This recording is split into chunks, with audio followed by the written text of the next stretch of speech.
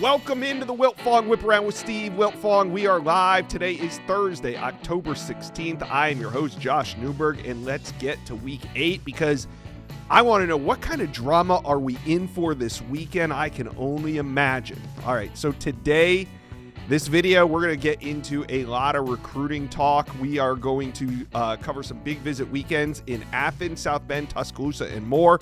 But first, you guys do me a favor, hit subscribe. We are just getting this thing started. Recruiting season is here. So also, great time to join Rivals today and get 1 full year of access to The Athletic, plus all the On3 national and fan site content as well. I'll put a link in the description of this video. But we're going to start the show by talking about some big news. A massive reclassification went down last night on Wednesday night with Damian Guyton, the overall number 1 player. The number 1 player in the 2027 class is now a part of the 2026 class, meaning he'll sign in less than 2 months at the early signing period. But Damian Guyton will sign with the team. And in about 3 months, he'll be on a college campus, assuming he's an early enrollee. So let's bring in national analyst Steve Wiltfong. Steve, we haven't really talked about this as being a possibility too much. Why did it happen last night? Why did it happen at all with Damian Guyton part of the 26 class? That was always the plan, to reclassify and get to Texas Tech as soon as possible when he committed to the Red Raiders in early August. I don't know if he had to get some ducks in a row at Benedictine Military where he goes to school, but the plan was always that he was going to reclassify, and the news just happened to drop this week. But him reclassifying to 2026 comes as no surprise, and he's part of a top 25 class for Joey McGuire and the Red Raiders here in 2026, one of the jewels. All right. So that being said, now that he's going to be on campus in about 3 months, what is Texas Tech getting? I mean, and they're getting it right away. Yeah, they're getting one of the most disruptive players in the country, regardless of graduation year. Over 40 tackles for loss, over 20 sacks in each of his 3 high school seasons, and obviously counting as he finishes out his final prep campaign. He's an explosive, powerful pass rusher that can bend and move, plays with a high motor, has strong hands, and a lot of upside. He's still developing physically. You look at what Texas Tech is building there right now. They have the number 1 offense in college football. They have the number 9 total defense in college football right now. They're number 1 in rush defense, number 6 in scoring defense. So Damian Guyton is a plug-and-play talent for Texas Tech to keep this defense rolling for years to come. All right, so as with any number 1 player overall, there's always going to be a little bit of drama. Texas Tech, it's not just going to be a walk in the park. They're going to have to battle a little bit to keep with Damian Guyton. And just yesterday, you reported for a short period that Damian Guyton was going to visit Athens for this Georgia game on Saturday. And then, Steve, you reported something different just about an hour later.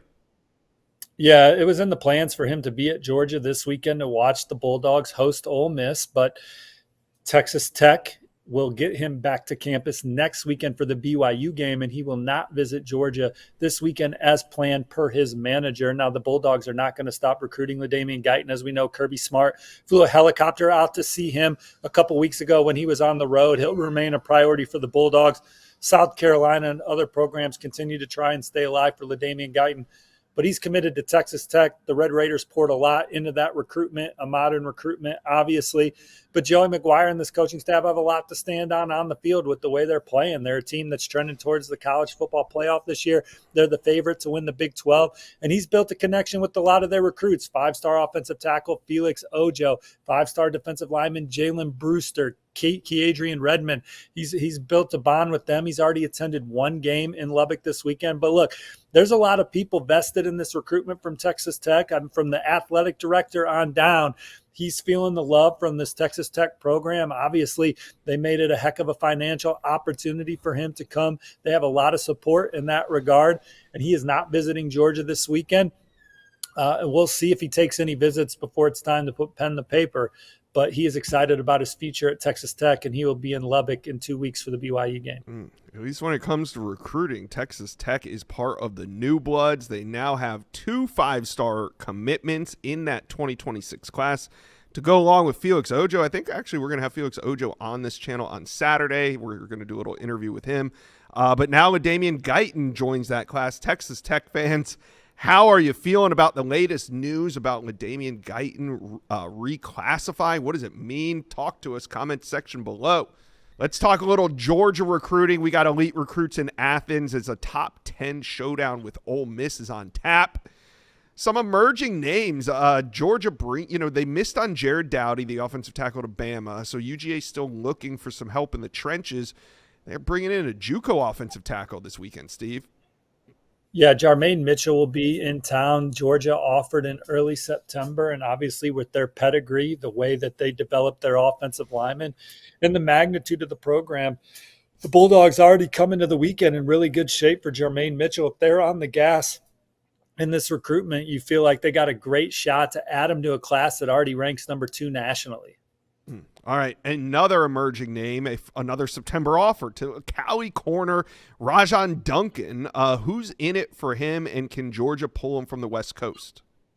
Well, he's a prospect that's really blown up this season. Georgia's offered. So is Ohio State, Oregon, and Colorado. Now, obviously, Georgia defensive backs coach Dante Williams has all the West Coast California ties and can help make those guys feel comfortable with trekking across the country. Kirby Smart is defensive back pedigree, the style of play. Again, the magnitude of Georgia football. They are a program to watch for the Washington commit. He was recently back on the Huskies campus, but he is at the very least keeping Georgia warm in his process. All right, now let's get into it. 2027s, there's a couple number ones at their position. This is pretty cool. Number 1 offensive tackle Mark Matthews, number 1 tight end Brock Williams, number 1 linebacker Cooper Witten, all on campus together this weekend. Who does Georgia have a shot at landing? Well, I think you look at Brock Williams, number 1 tight end in 2027. He's already visited Georgia a couple times, built a great rapport with Todd Hartley. No program develops the tight end position better right now than the Georgia Bulldogs, and he's got a lot of love for Athens. They're battling Ohio State and Texas at this point in his process, but Georgia has as good a shot as anybody to land Brock Williams. Mark Matthews has spent a lot of time at Miami. He's coming off a really good visit to Texas A&M. Notre Dame has gotten him to campus. Now it's Georgia's turn to host the number 1 offensive tackle in the rival rankings. And then Cooper Witten, NFL legacy. His dad, Jason Witten, is his high school coach, was a standout in the NFL, played at Tennessee, understands what the SEC is. No program doing a better job of having linebackers go to the pro ranks than the Georgia Bulldogs. So they got some built-in advantages for Cooper Witten. Now Clemson, Oklahoma, Texas A&M, Ohio State. Those are some of the other programs that he's very high on, the Texas Longhorns. But Georgia, Kirby Smart, what that represents, and that family and the football pedigree that they have, this is a very interesting visit this weekend between the hedges. All right, who else should Dog fans be excited about this weekend? There's some big rivalry games this weekend, some top 25 matchups, and you want to be there. No better place to buy your tickets than the Game Time app. The Game Time app gives the advantage back to the fans. It's the hack for unlocking amazing ticket experiences, and it only takes a few simple clicks. The app is easy to use, and the Game Time guarantee means you can trust that you'll get 100% authentic tickets on time and at the best price. Plus, fees are always included, so what you see is what you pay. That's why I use the Game Time app. It's super simple, and it makes the experience of buying great seats a breeze. And one of the coolest features I've seen is the Game Time lowest price guarantee. It's where Game Time will credit you 100% of the difference to guarantee you're getting the best lowest price if you find cheaper tickets elsewhere. So here's what we're going to do. Download the Game Time app, create an account, and use the promo code Wiltfong for $20 off your first purchase. That's Wiltfong, WILTFONG. Game Time. Last minute tickets, lowest prices guaranteed. Well, we know that Georgia loves big offensive tackle Joshua Sam Appel. He's back on campus this weekend. I like where Georgia stands early in his process. And the number 5 linebacker in the country, Jabaiah Smith, is another headliner at Georgia this weekend. They got several offered prospects on campus. 5-star quarterback Jared Curtis will be back. Yep. Many of the commits will be on campus. And this is a big game against Ole Miss. Georgia has to have it as they pursue an SEC championship and a good spot in the college football playoff. And we know that Georgia's always going to finish with the top 3 recruiting class because they've done it every single cycle since Kirby Smart's been the head football coach. This is the kind of weekend that can really get them off and running in 2027 with some of these elite players that are coming to soak it all in. All right, let's talk a little Notre Dame recruiting as the Irish are hosting some of the best for this game against USC this weekend. And Notre Dame has a huge opportunity to kind of capitalize on this Penn State chaos. Number 1 running back, Kamon Spell, backed off that commitment to Penn State over the weekend in the wake of the James Franklin firing, obviously. So this weekend, he's at Notre Dame, Steve. Yeah, there's not going to be a more serene setting in college football this weekend than a night game at Notre Dame. The sun setting on the Golden Dome, touchdown Jesus, the Grotto. These players that are visiting Notre Dame this weekend are in for a special, unique experience. Kamon Spell, Notre Dame has been in the picture for the former Penn State commit. This is a visit that didn't just pop up. It was planned all season. Jawan Sider, Notre Dame's running backs coach, has a long-standing relationship with Kamon Spell. Notre Dame boasts maybe the best backfield in college football this year. They have a lot to sell. Kamon Spell, he is excited to get to campus and learn more about the Irish. Notre Dame is one of the front runners here. Ohio State's obviously in the mix. He's spoken highly of Georgia, Michigan, Nebraska, to name a few others. But Notre Dame has been a team to watch for Kamon Spell, and they got Marcus Freeman involved in his process a couple months ago as well. So there's familiarity with the corner office. Notre Dame is really going to feature their running backs in this game against USC, and we'll see what that does in the recruitment of Kamon Spell moving forward. Yeah, big opportunity here with Ohio State, Michigan, now Notre Dame heavily involved. Georgia's going to be a player in this one. Kamon Spell's recruitment is going to be fun to watch. All right, Notre Dame currently fighting for a top 10 class in 2027. Sitting at number 9 right now, but some playmakers are on campus. Steve, we always talk about Notre Dame and these elite wide receivers. They need a bunch of them. And this weekend, number 1 wide receiver in 27, Jameer Brown, and the number 3 wide receiver in the class, Manshun Sales, are both on campus. This is a great sign for Notre Dame.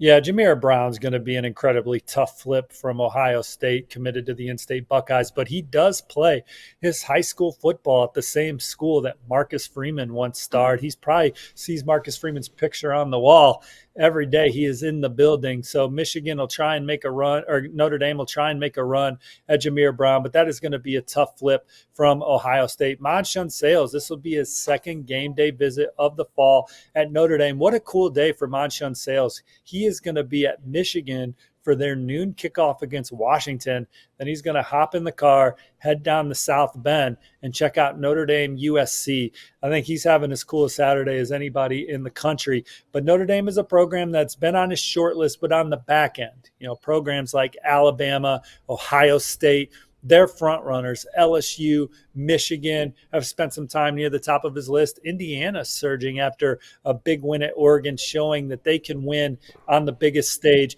But Notre Dame, he was at the Blue Gold game. This will be his second game there this fall. The Irish are in it for Manshun Sales. They need to continue building on that. They obviously have a huge need at the position, and he is a plug-and-play type talent with his size and athleticism.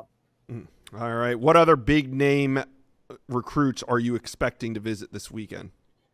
Yeah, quite a few. Number 5 running back in the country, Noah Roberts. How about 5-star edge rusher David DJ Jacobs? There's not a player higher on Notre Dame's board this cycle than David Jacobs. He is a personality fit as much as he is a player fit for the Irish. Now, Notre Dame, they're going to look to make up ground on Georgia. He's a Georgia legacy recruit. Miami's done a really good job in this recruitment, and he's coming off a great visit to Texas A&M. But Notre Dame checks a lot of boxes for David DJ Jacobs. The number 5 edge rusher in the country, Chris Whitehead, will also visit. He's really been looking forward to this trip. Ohio State, Tennessee setting the pace for Chris Whitehead, but Notre Dame is very much in play. Marcus Freeman has impressed that family. Tight end, defensive end, Jack Brown from Missouri is someone that Notre Dame is a front runner for. Seneca Driver, the number 5 tight end in the country, his uncle Tony Driver, played at Notre Dame. We know that Notre Dame's been a front runner for the number 4 corner in the country, Xavier Hassan. He is someone that they covet as much as anybody, regardless of position. That's just a few of the elite players that will be in South Bend this weekend, checking in on one of the best atmospheres and environments, one of the best rivalry games in college football. Who you got, Notre Dame or USC this weekend? Until USC proves that they can go on the road and win a ball game like this, I like Notre Dame. I think Notre Dame is a very physical football team, and we need to see how USC can continue to hold up in games like that. But the Trojans just got a massive win against a physical football team in Michigan at home. Can they go on the road and do it against Notre Dame at night? If they can, you got to start really putting USC in the conversation of being a playoff team the rest of the year.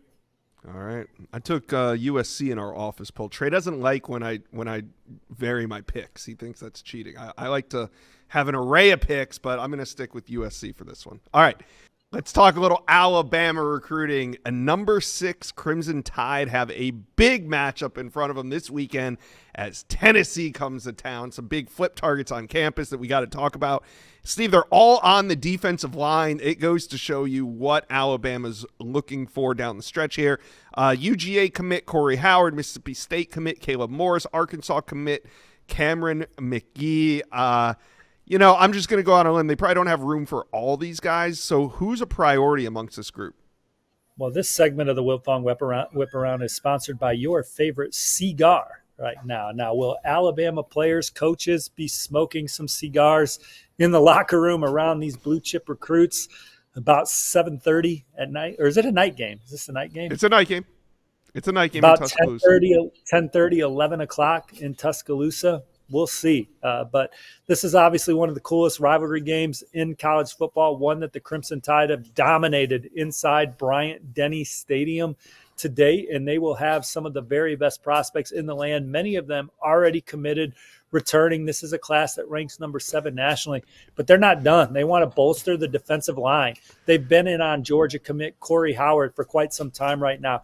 Caleb Morris is someone that's really blown up in SEC circles. He's committed to Mississippi State, but Auburn is also on the gas for Caleb Morris. And then Cameron McGee, former Arkansas commit, also expected at Alabama this weekend per Bama Online. So 3 2026 defensive linemen coming to campus this weekend. I would imagine if Alabama is on the gas for these guys, they could make a major move with what this environment's going to be like. Chance to get a big win to continue their push towards an SEC championship and more. All right. So there's going to be some big name 2027s in town as well. Number 2 linebacker Caden Henderson, number 5 edge KJ Green. Who else are we expecting in Tuscaloosa? Well, the Rivals Industries number 1 ranked 2027 quarterback Elijah Haven's a big one Alabama has offered. This is one of the signal callers that they've keyed in on in this class. Trent Seaborn, another one from Alabaster Thompson. So these are guys that Alabama is on the short list for at the quarterback position. Nick Sheridan, Ryan Grubb, Kalen DeBoer have done a really good job of building a relationship with these guys where they feel like these are guys that they can play for. Trent Seaborn in particular loves the Alabama offense, feels like he could jump in and be the point guard and really distribute to these talented playmakers that they have in the running back, receivers, and tight end rooms. Thinks it's a perfect fit for his game. The Haven family has had fabulous conversations with the Alabama staff. They've enjoyed their time on campus in the past. Now, Haven's been trending Florida on the Rivals prediction machine, but obviously the Gators need to get through the season, and we'll see what happens with their coaching staff when all said and done. Alabama's very stable with their coaching staff right now. The way that they've developed quarterbacks like Michael Penix, the level of play they're at right now, Alabama has a lot going for them in these recruitments. I think if they're pushing for Trent Seaborn, they're going to be tough to beat. South Carolina, Miami, Oregon, some of the other contenders. And then Haven, again, he's had great trips. Penn State was a front runner, coaching change. Florida, the prediction machine favorite. We'll see what happens with their coaching staff, right?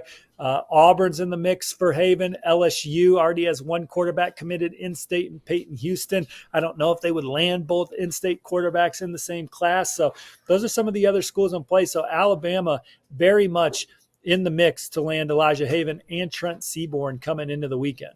Yeah. All right, Bama fans, talk to Steve and I. I want to get your predictions. Put the score. What's the final score? Put it in the comment section below. All right, Steve, Nashville. It's going to be buzzing with top recruits as Vandy host LSU. Big-time SEC matchup. Clark Lee and his staff have a couple official visitors this weekend.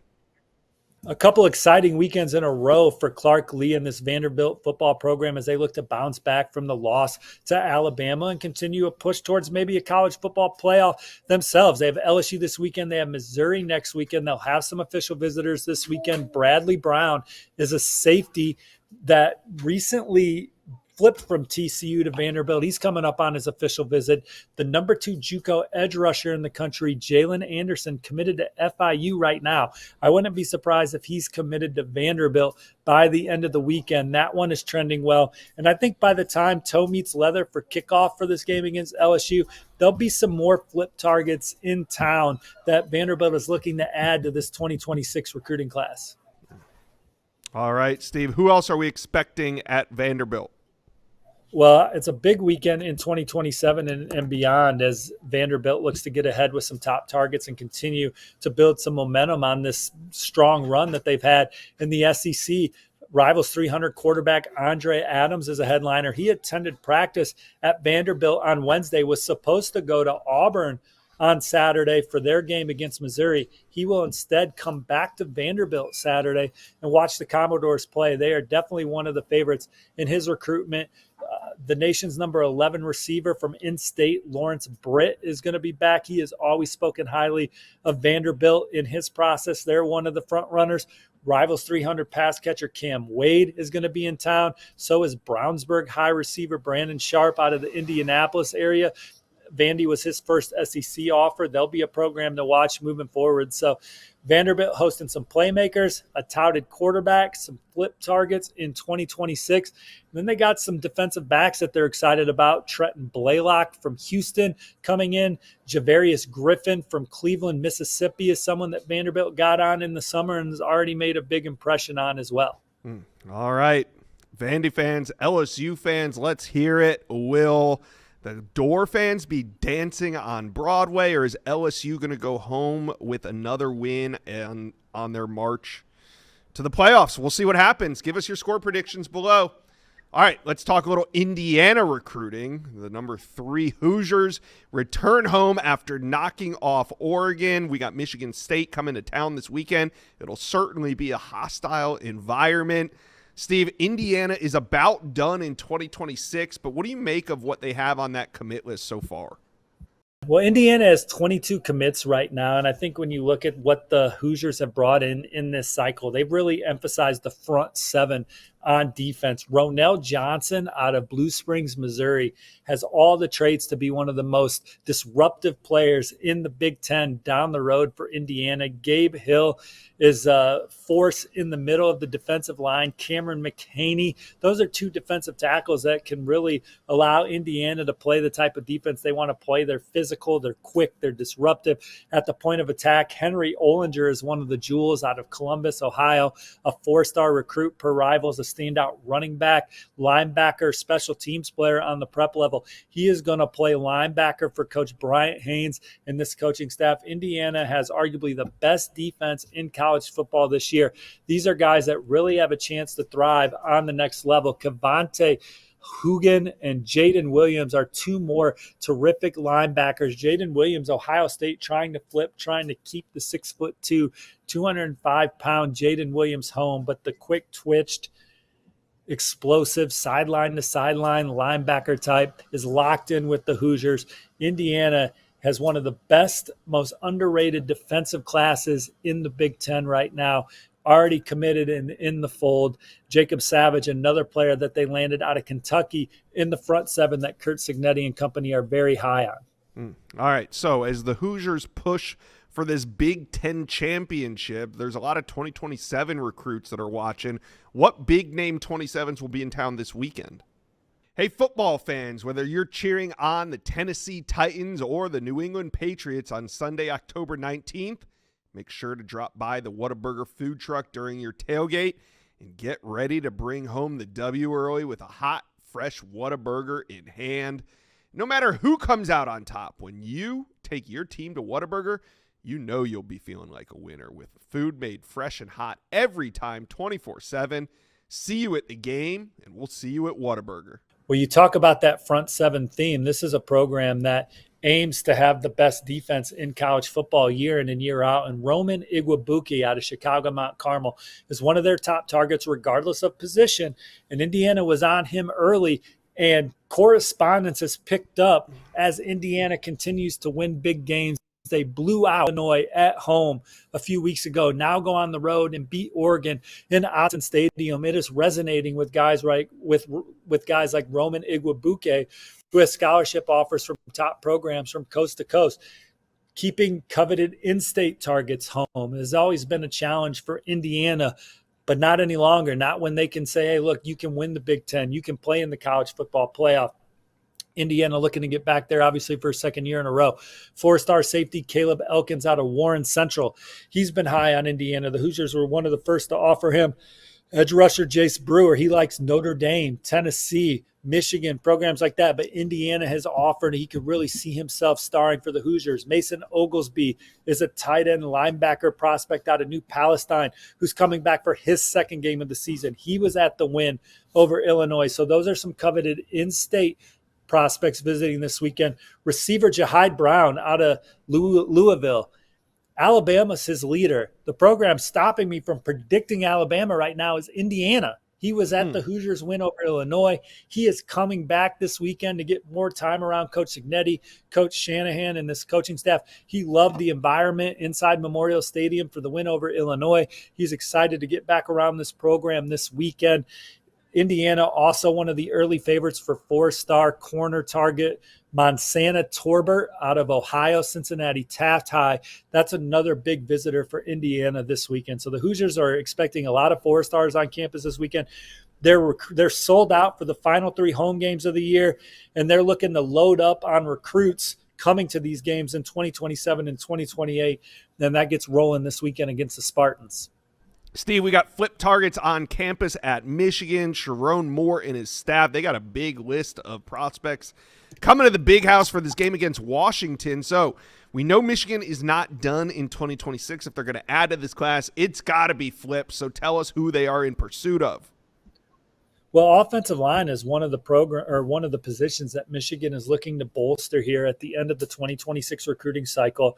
And Duke commit Sean Stover out of Prosper High in the Lone Star State is someone that they're in on and really pushing for. They offered in September. Grant Newsome leading the charge. Things are picking up fast. There's been some good communication. He told me he's excited to get up there and learn more about the program and the coaches. Michigan giving him a lot to think about now. Duke has shown that they've been able to hold off powerhouse programs like Michigan in the past under Manny Diaz and company and keep guys in the fold. But Michigan certainly would like to flip Stover from Duke. Not visiting this weekend, but another offensive lineman that Michigan is on the gas for right now is Virginia Tech commit Adrian Hamilton out of Washington, D.C. St. John's College. So I think Michigan lands one of the two here at the end of the cycle, and they'll shoot their shot with Stover this weekend. Okay. So what other big names are expected at the big house this weekend? Well, from their class, five-star edge rusher Carter Meadows returns to campus this weekend. The number 5 tight end in the country, Matt Ludwig, will be back for this game. So will running back commit Jonathan Brown. They have some elite wide receivers in 2027 expected. Monshun Sales, number 3 receiver in the country from Indianapolis. Michigan has always been one of his favorites. He's excited to get back up to Ann Arbor inside the big house. Ron Bellamy's done a good job there. Donovan McCulley from his high school is Michigan's top receiver right now. So Alabama, Ohio State, LSU, Indiana, Notre Dame, Texas A&M, Miami, some of the other major players for Monshun Sales. He's going to go to Notre Dame after Michigan. Quentin Burrell is one of the most coveted players on the board for Michigan, regardless of position, out of Chicago, Mount Carmel. This will be his second time at Michigan this fall. His sister plays soccer for the Wolverines. He went and visited her earlier this season and spent some time around Sharon Moore and company while in town. Now he's attending his first game of the year, but he's been to Michigan numerous times. I could definitely see him wearing a winged helmet on the next level as they battle Notre Dame, among others. And then Matthew Gregory, the number 7 receiver, in the country. Recently predicted to Penn State before all the coaching changes. Now, Penn State will certainly have a chance to make a run there when they hire a new coach. They'll get that jolt on the trail. But Michigan looking to build equity with Matthew Gregory this weekend and get him to campus and make a move. Drew Kessel's a tight end that they like a lot. Tommy Douglas is a tight end that's seen his process take off. The number 9 safety in the country, Eli Johnson, is someone that Michigan's in early on as well. So noon kickoff, but should still be a pretty good section of recruits in town for a big game against Washington.